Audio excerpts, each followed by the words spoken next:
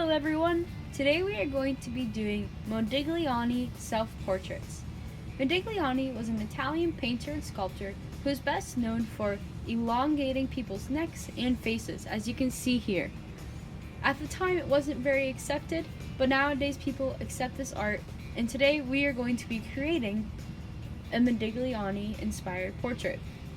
So to begin, I'm going to list a few materials that we'll be needing. So after I list the materials, if you want to pause the video, gather those materials, then we'll begin. And we'll get started. So today what we're going to be needing are just a few simple materials. We're going to need a pencil with an eraser, a black marker or black Sharpie marker, something to color with. I'm going to be using crayons. You can use colored pencils, markers, whatever material you have available to you. And of course, we're going to be needing a piece of paper. I'm just using white copy paper. You can use something sketchbook paper, something that's bigger or smaller, whatever material you have available to you. So you want to pause the video, go gather those materials, then we'll begin. So now that we have all our materials, we're ready to start doing our Modigliani self-portraits. So to begin, we're going to start by making an oval or circle shape on the top half of our paper. We're going to leave a little bit of space on the top, just as you can see here on this example. I left a little bit of space, and I'm not going to go past that halfway mark. So as you can see here, it's about at halfway on my paper. So no lower than halfway in your paper should your chin be on your circle. So I'm going to start on the top, and I'm just going to start by making my circle. Remember, when you're drawing our circles, before we have our exact shape, we want to draw nice and light so that we can erase, because we will be going over these with Sharpie marker at the end.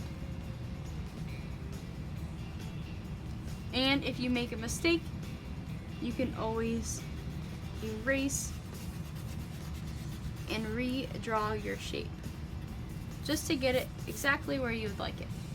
So maybe I want to make it a little bit longer, because as I mentioned, his portraits often had long, elongated faces and very long necks. So I'm going to make my face shape. Once you have your circle drawn, or your oval, we're going to begin by doing the neck. So as you can see, as I mentioned too, his portraits often had very long necks. So what we're going to do is we're going to make two little marks on the outside of our circle or our oval, so out of our head. We're going to bring these lines, and these can be as wide or as narrow as you want, depending on the size neck that you would like. You're going to bring them all the way down towards the bottom of the paper. Once you hit about the top of your marker cap, if you're using a Sharpie marker, it's about the same width from the end of your line to the end of the paper. Or if you're using a different marker, you can use your thumb as a measure. It should be about the size of your thumb. So that's how long your neck should be. And you're gonna do the same thing on both sides.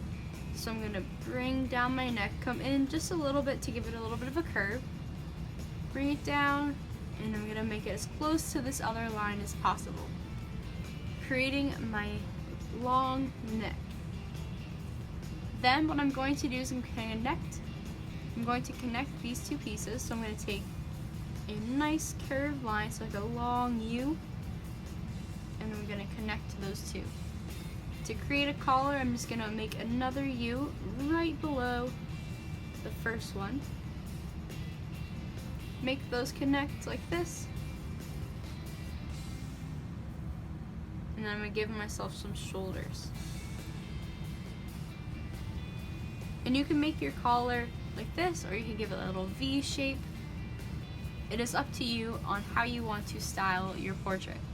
But once we have this, it's time to move up back to our face, and we're going to make our hair.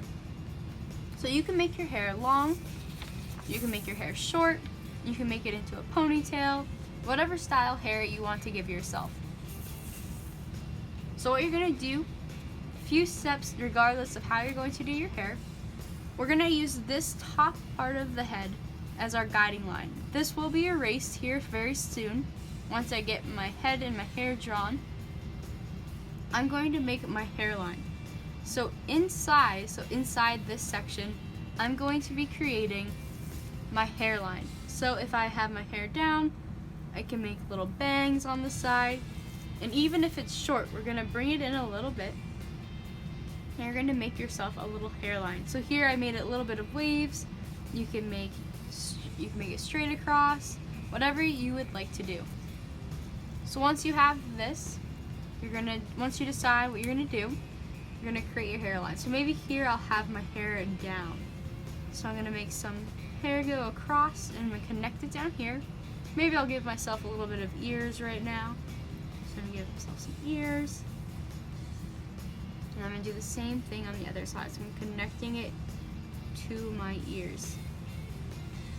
Come down here, since I'm gonna do a ponytail, give myself a little hair tie, and have my hair down like this. So now that I have the bottom of my hair drawn, I'm gonna do the top. So using this line, I'm gonna follow it slightly above to give a little bit more height onto my head. So just as I did down here with this line, I'm gonna follow that shape. So I'm gonna follow that same shape on my paper. So as you can see, I have a spot above and a spot below. So now that I have that, it's time to erase this middle part. So I'm gonna erase the original oval or head shape that I drew.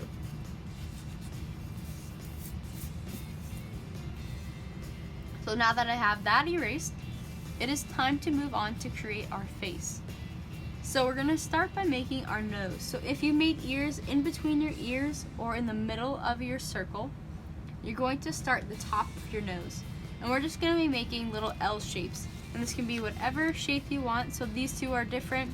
You can make your nose however you would like, but using the basic like L shape with a little bit of variations.